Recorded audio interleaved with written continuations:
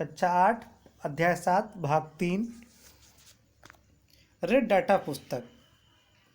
Professor Ahmad ने बच्चों को रेड डाटा पुस्तक के विषय में समझाया है और उन्होंने बताया कि जो रेड डाटा पुस्तक है वह पुस्तक है जिसमें सभी संकटापन स्पीसीज का रिकॉर्ड रखा जाता है।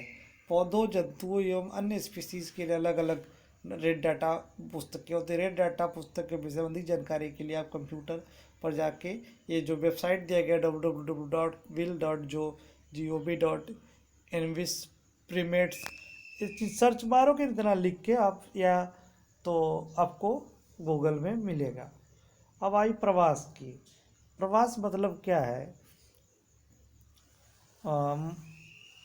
अब वहाँ पे जो जंगल के संरक्षक थे माधव भाई, उनके साथ बच्चे घूमने गए तो उन्होंने देखा कि नदी के समीप कुछ पक्षी भी दिखे। तो माधव जी बताते हैं प्रवासी पक्षी ये पक्षी संसार के अन्य भागों से उड़कर यहाँ पे आए हैं।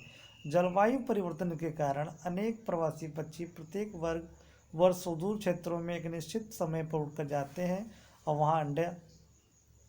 वह यहाँ अंडे देने के लिए आते हैं, क्योंकि उनका मूल आवास में बहुत अधिक शीत के कारण वह स्थान उस समय जीवन यापन हेतु अनुकूल नहीं होता है।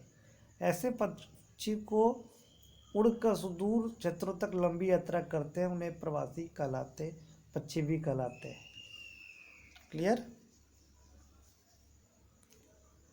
कागज का पुनःचक्र। अब उन्होंने देखो यहाँ एक चीज इम्पोर्टेंट है, बताया है कि 1 टन कागज प्राप्त करने के लिए 70 वृक्षों को काटा जाता है। अतः हमें कागज की बचत करनी चाहिए, फालतू में पेज फाड़ फाड़ के फेंकना नहीं चाहिए। इन्होंने अहमद ने बताया कि कागज का 5 से 7 बार पुनः चक्रण किया जा सकता है। यदि कोई छात्र दिन में मात्र 1 कागज की बचत करता है तो हम 1 वर्ष में अनेक वृक्ष बचा सकते हैं। हमें कागज की बचत करनी चाहिए। इसके द्वारा हम न केवल वृक्षों को बचाएंगे वरन ऊर्जा की भी बचाएंगे, वरन कागज उत्पादन के क्षेत्र में भी उपयोग में आने वाले जल एवं प्रबंध ऊर्जा की व्यवस्था करेंगे। पुनर्रोपण। इन्होंने बताया वनोन्मूलन का मुख्य कारण उत्तर पुनर्रोपण है। पुनर्रोपण में काटे गए वृक्षों की कमी पूरा करने के उद्देश्य से नए वृक्षों का रोपण किया गया। रोपण वाले वृक्ष सामान्यतः उसी स्पीसीज के होते हैं जो इस वन में पाए जाते हैं। हमें कम से कम उतने वृक्ष ही लगाने चाहिए जिनका कि पुनरावर्तन हो सकता है।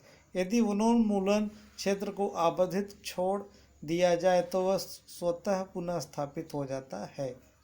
ठीक है। अब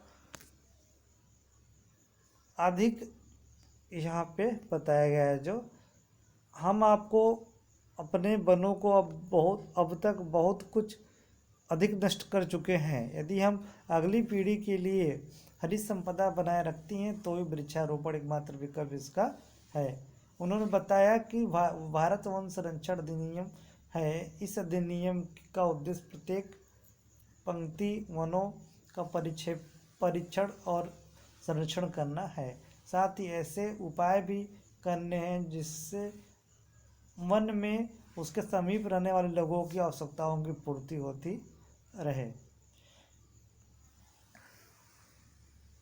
कुछ समय विश्राम करने के पश्चात माधव जी ने बच्चों को वापस चलने कहा, क्योंकि सूर्यास्त हो चुका था।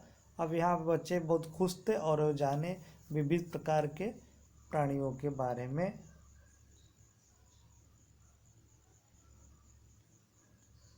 इस सारांश है, ये प्रश्नोत्तर है।